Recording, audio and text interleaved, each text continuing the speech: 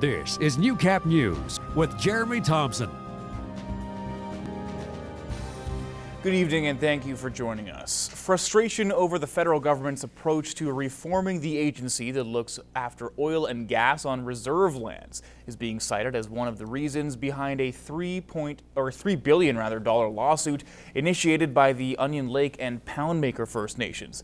The Indian Resource Council says legislation to modernize Indian Oil and Gas Canada passed in 2009, but rules to bring it up to date are still being negotiated. Spokesman Stephen Buffalo says the draft rules would answer many of the concerns in the lawsuit filed by the two bands.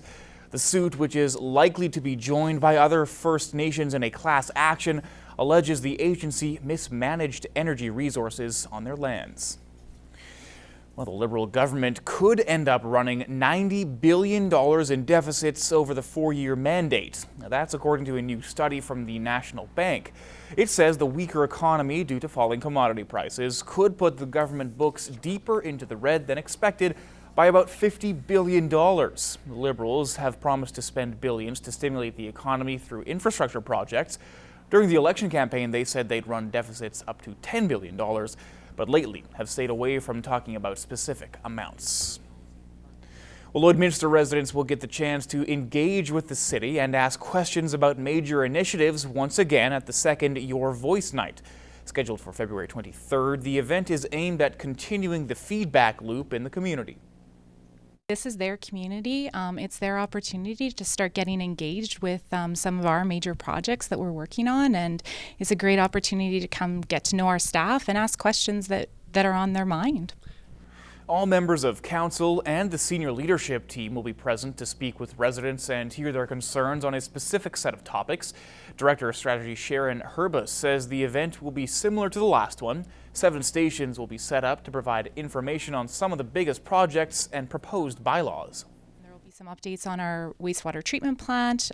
There will be an update on our facilities master plan, downtown revitalization, traffic bylaw, our taxi and vehicle for hire bylaw as well.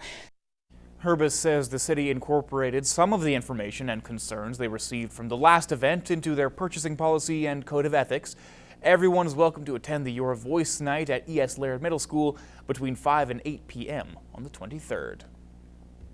Well, the MS Society is looking for your help. Volunteers are needed for this year's MS Walk event ASAP.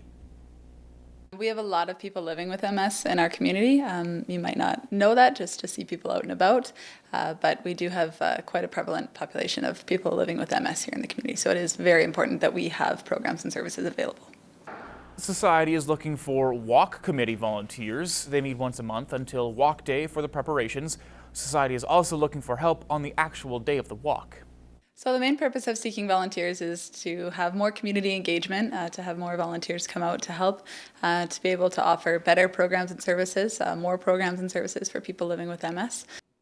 The walk will be held on Saturday, April 30th at Lakeland College and Bud Miller Park. You can submit your application to the MS Society. Well, these days it can be tough to pry yourself away from technology. It's no different for kids. Tech is constantly being utilized in the classroom to improve the learning experience, so staff at Winston Churchill School thought taking a break from iPads and internet for an afternoon might be helpful. In this week's Beyond the Classroom, we find out the benefits of board games.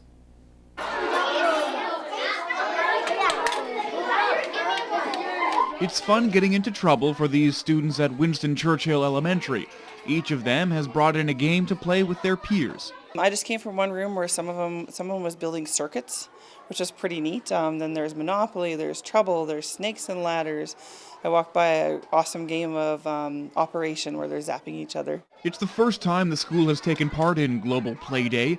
The idea is to promote more social interaction. There's so much screen time. Like, students don't know how to talk to each other, or how to read body language, or how to know what the social cues are when they're working with other students.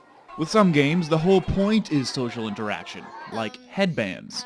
It's where you put on a headband like this, and someone gives you a card, and you have to ask questions, and you have to guess what you are and stuff.